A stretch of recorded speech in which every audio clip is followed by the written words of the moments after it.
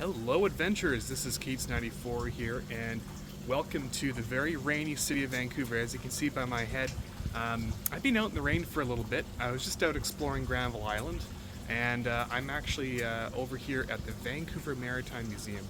In this episode, we're going to be exploring this cool place. You're going to learn a little bit about the local maritime history, but first let me get my admission.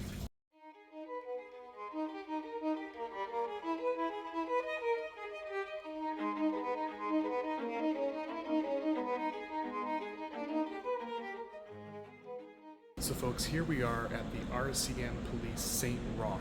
This ship sailed through the Northwest Passage twice, and today we're going to take a tour.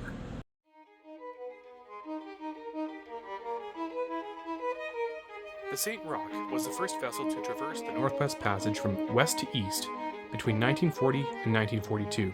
The first to complete the passage in one season in 1944, and the first to circumnavigate North America.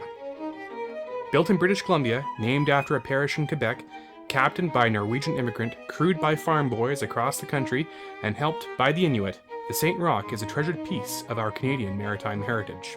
One of the only ships in service in the Arctic in the early 20th century, the St. Roch is made of an unusual design featuring thick Douglas fir planks reinforced with heavy beams to withstand ice pressure and an outer shell made of some of the hardest wood in the world, Australian eucalyptus, also known as ironbark.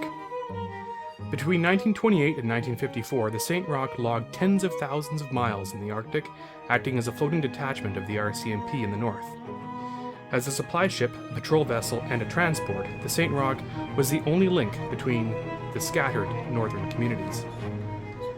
For many years, it had been a dream of Captain Henry Larson to cross the Northwest Passage. Finally, with the outbreak of the Second World War and the Nazi invasion of Denmark, now independent Greenland, the opportunity presented itself. Launched on its famous voyage on its secret mission to cross the Arctic during the war, this amazing vessel traveled through treacherous and uncharted waters to cross the Northwest Passage and the high Arctic, with only a small crew of steadfast men who had to rely on their skills, talents, and no small amount of luck. Incredibly, they managed to make the crossing not once, but twice, and in only 36 days, the second time. Alright, Keats, show us around. Here we have an Inukshuk, and Inukshuks were used as navigational aids or to help with hunting in the high Arctic, where there are no trees. So these are very important aspects of life up in the far north for the Inuit people.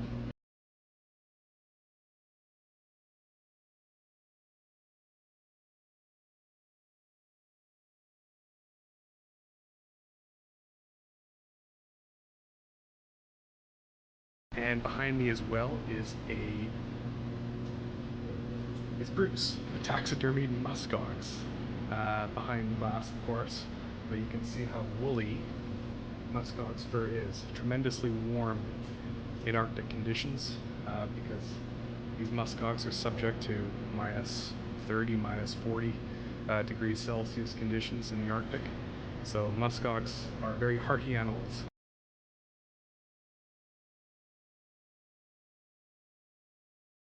So here I am at the hull of the ship. Right now I'm standing underneath the bow, and this bow has traveled many, many thousands of kilometers through nautical miles through the Arctic Ocean, Pacific and Atlantic Oceans. Fascinating journey, and let's take a walk down.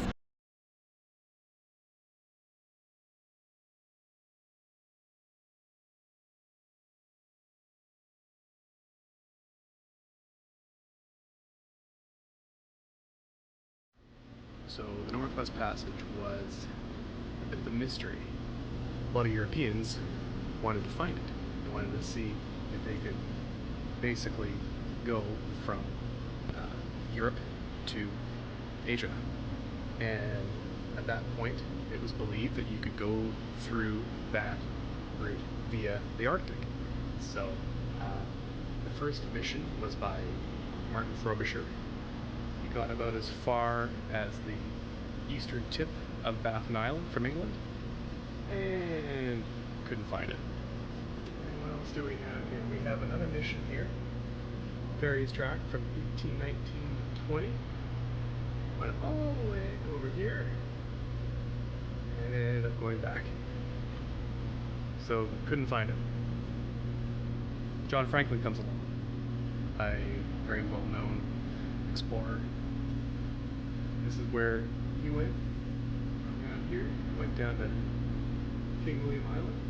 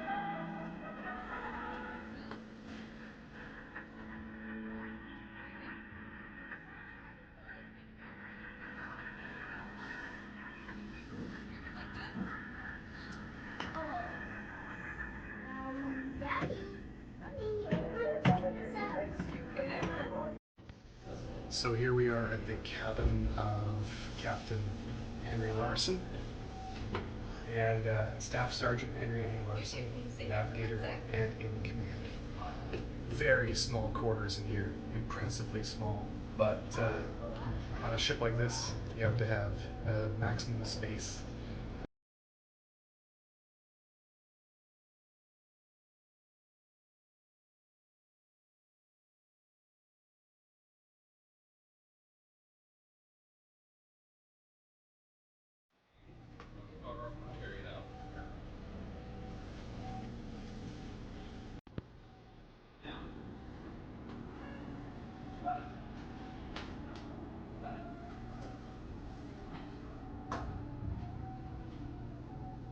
That's something.